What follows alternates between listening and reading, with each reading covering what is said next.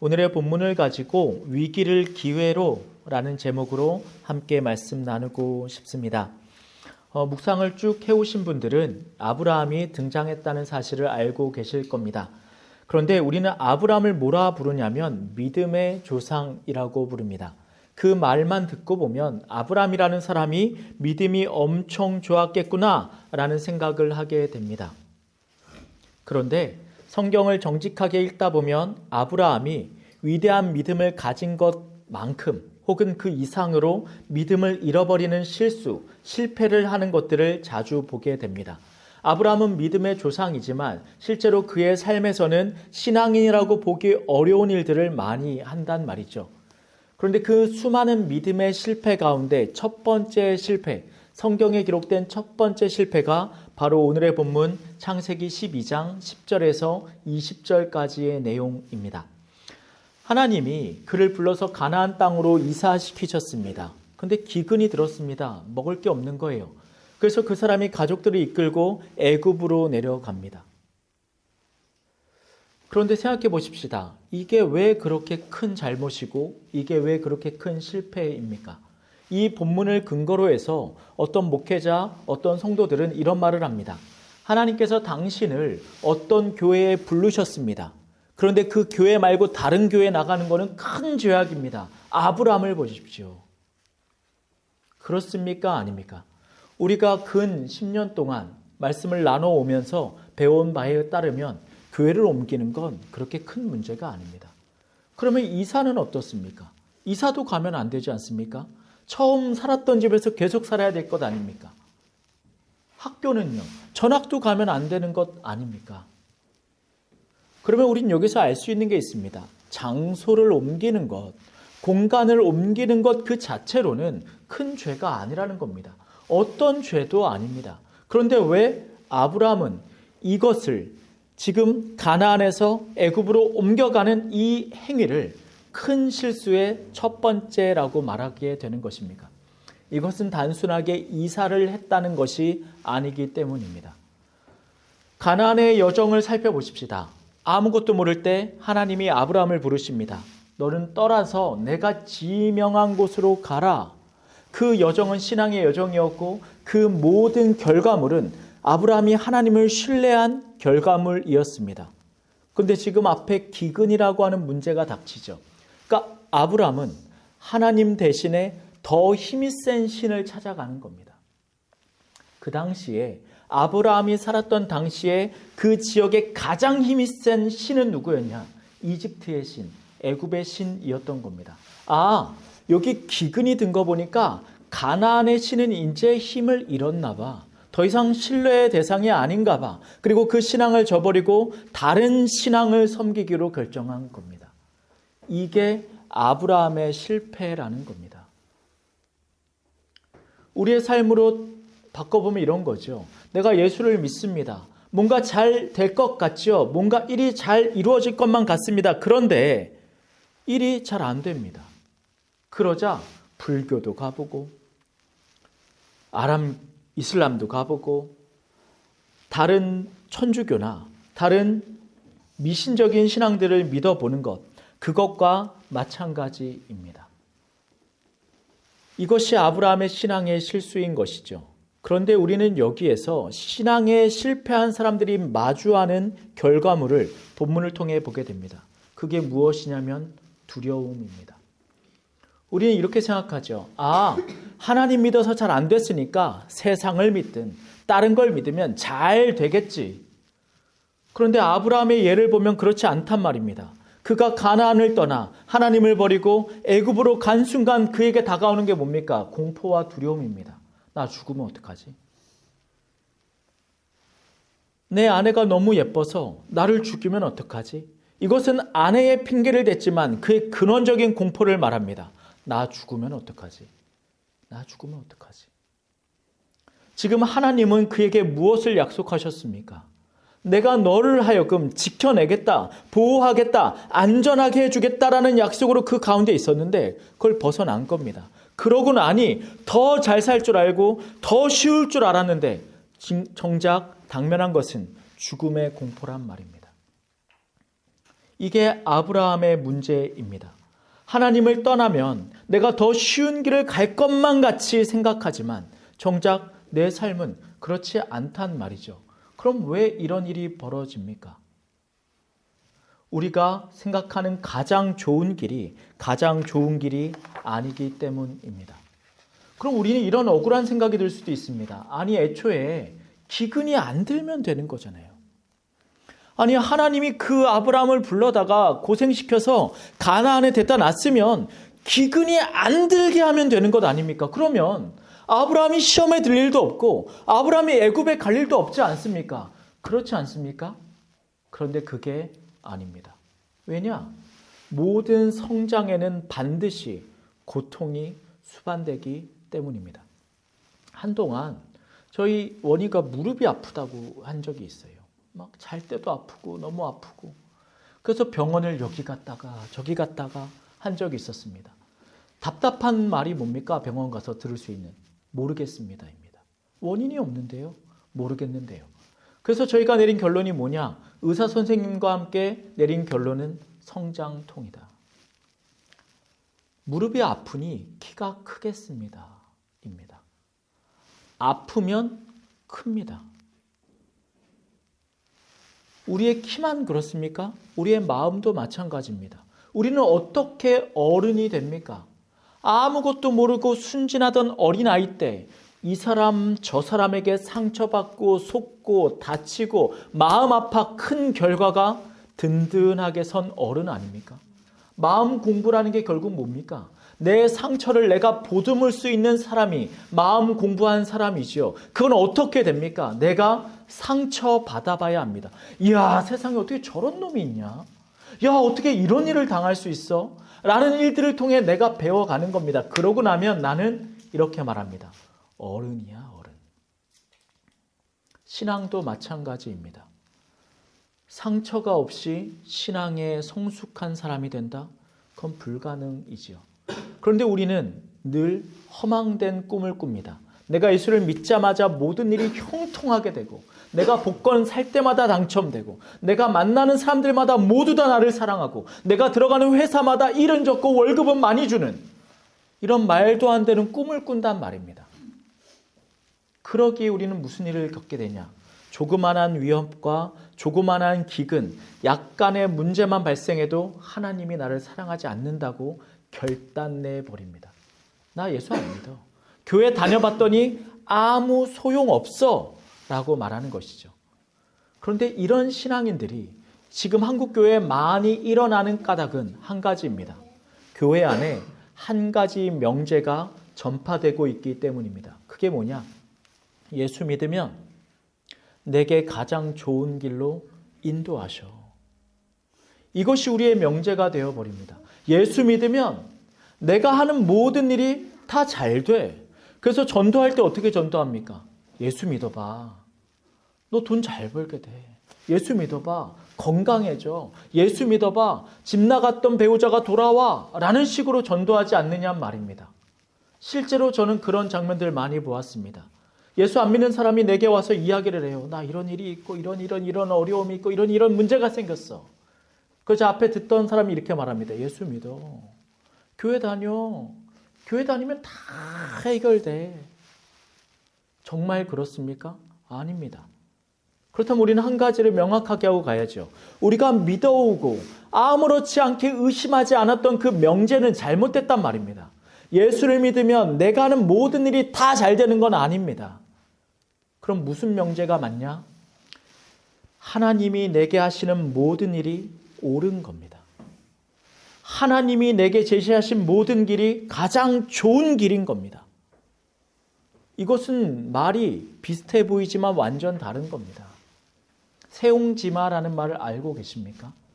세옹이라고 하는 할아버지에게 어느 날 말이 들어왔습니다. 야, 좋겠다. 사람들이 말합니다. 그런데 그 말에 자기 아들이 탑니다. 그 말 타다가 다리가 부러지죠. 사람들이 야, 안 됐다 라고 말합니다. 그런데 그 아들이 다리가 부러진 바람에 군대를 가지 않아 나머지 마을 사람들의 아들들은 다 죽었는데 자신의 아들은 살아남습니다. 이게 세옹지마의 이야기 아닙니까? 내 앞날을 내가 알지 못하는 겁니다. 그저 달관한 인생의 관점으로 살아가라는 말이 세옹지마이지요. 신앙에도 그 달관한 관점이 필요합니다. 그게 뭐냐? 믿음입니다. 하나님이 나를 이끌어 가시는 모든 것이 가장 좋은 길이야 라고 믿는 겁니다. 그러고 나면 지금 내 앞에 닥쳐있는 기근도 능히 버텨내는 겁니다. 기근이 닥쳤네. 이게 지금 내게 필요한 일인가 보다. 야, 지금 내 몸이 아프네. 이걸 통해 이루시려고 하는 게 있나 보다.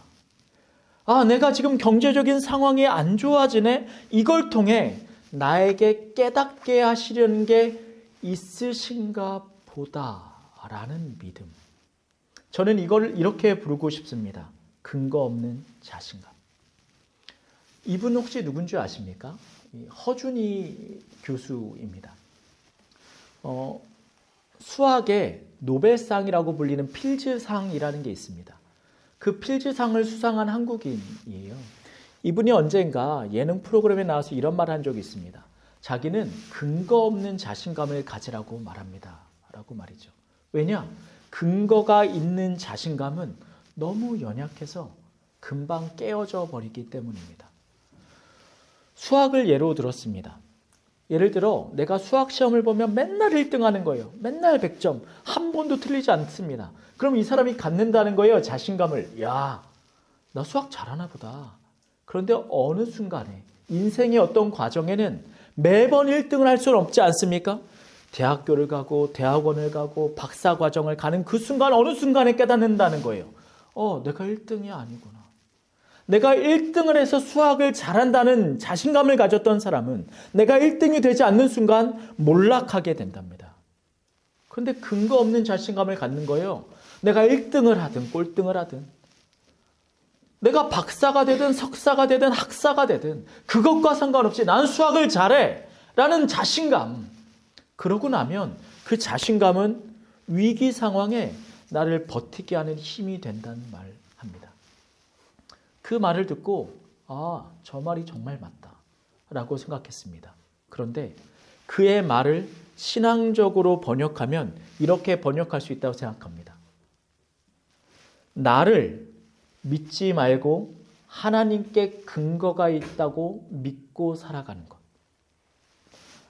이 일을 할 수 없는 나를 믿지 말고 내 눈에 아무 근거가 보이지 않지만 그 일을 할 수 있는 하나님을 믿고 나아가는 것. 이것입니다. 제가 앞서 아브라함을 믿음의 조상이라고 불렀습니다. 그가 왜 믿음의 조상입니까? 그렇게 실수 많이 하는데. 믿음은 실수 한 번도 안 하고 매번 1등한 사람이 얻는 칭호가 아니기 때문입니다. 믿음이 뭔지 아십니까? 근거 없는 나를 믿지 않고 하나님께 그 근거를 두고 살아가는 것이기 때문입니다. 그런데 여기까지 이야기를 하고 나면 조금만 주의 깊게 생각하고 조금만 논리적으로 생각하는 사람이 들으면 이건 폭력입니다. 제가 지금까지 길게 한 얘기를 짧게 요약하면 뭔지 아십니까? 그냥 닥치고 믿어. 시끄러. 따지지 말고 믿어. 야, 그냥 믿어. 라는 말이기 때문입니다. 이거 제가 어릴 때 무척 많이 들었던 얘기입니다. 주일학교 때도 학생회 때도 질문을 용납하지 않습니다. 교회를 오래 다니신 분들도 예수가 진짜 있습니까? 하나님이 정말 계신가요? 이런 따져 묻는 질문들에 대답하지 않습니다. 한 가지만 말해요. 그냥 믿어. 그냥 믿어, 그냥. 자, 그러면 물어보십시다. 제가 지금까지 길게 해온 이야기, 그냥 믿어는 과거의 이야기들과 같은 이야기이겠습니까? 저는 지금 길고 긴 시간을 지나 제가 과거에 폭력적이라고 느꼈던 그 이야기를 다시 한번 여러분들에게 강요하면서 폭력을 휘두르고 있는 겁니까? 그게 아닙니다. 그럼에도 불구하고 제가 이 시간 여러분에게 그냥 믿어 라고 밖엔 말할 수 없는 까닭이 있습니다. 왜냐? 근거 없는 나를 믿지 않고 그 근거를 하나님께 뒀으면 누가 증명을 해야 됩니까? 내가 증명을 합니까? 나는 근거가 없는데. 하나님이 증명하셔야 되지요. 하나님이 친히 나타나셔서 증명해 내셔야 될 것 아닙니까? 그래서 오늘의 본문의 후반부에 보면 하나님이 친히 등장하십니다. 계속해서 말씀 보겠습니다.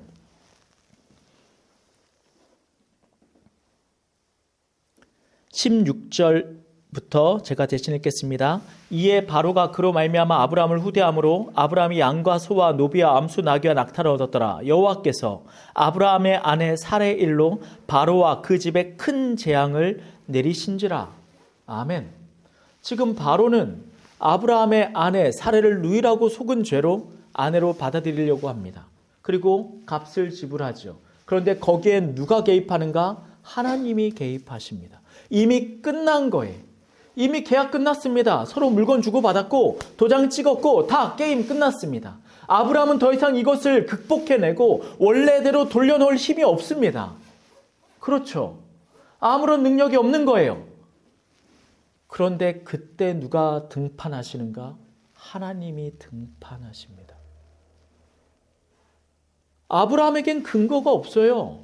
자기가 최선의 길이라고 생각했던 애굽행은 자신의 미천함과 자신의 비굴함을 증명했을 뿐입니다.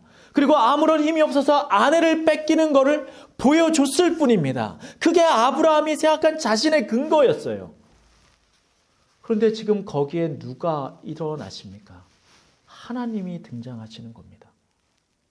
그리고 그 모든 일을 원점으로 돌리시되 오히려 그에게 더 좋은 일로 덧입혀 주십니다. 이것이 오늘의 설교의 제목이었던 위기를 기회로 바꾸는 여정입니다. 사랑하는 성도 여러분들, 저와 여러분의 머리는 한계가 있습니다. 저와 여러분의 건강은 한계가 있습니다. 저와 여러분의 재력과 능력은 한계가 있습니다. 그런데 왜 자꾸 우리는 어떠한 신앙적인 여정에 있어서 내 선택을 믿고 따르는 겁니까? 왜 내가 그동안 해왔던 내 짬밥 그대로, 내가 그동안 해왔던 내 알고 있는 이 알량한 지식 그대로 어떠한 일을 펼쳐가려고 하는 겁니까? 그러지 마십시오.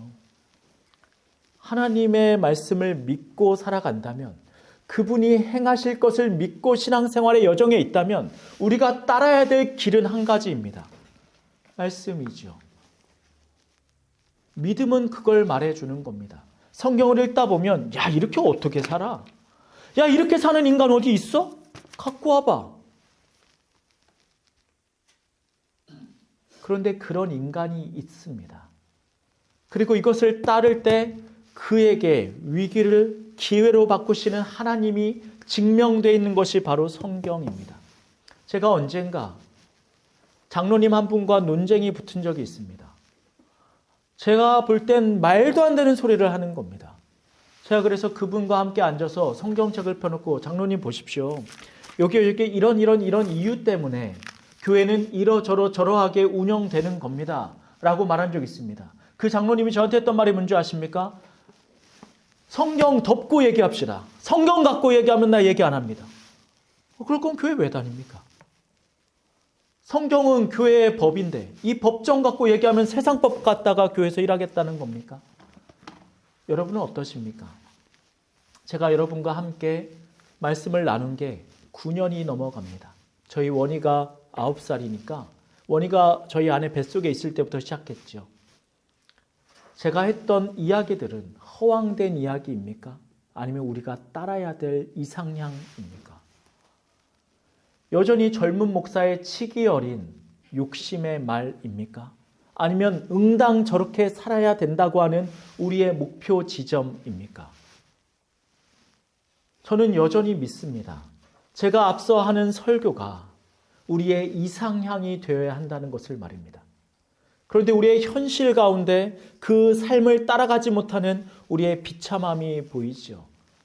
내 아내를 뺏기는 것처럼 세상을 헤매이다가 내 자신감을 뺏기는 일들이 얼마나 많습니까?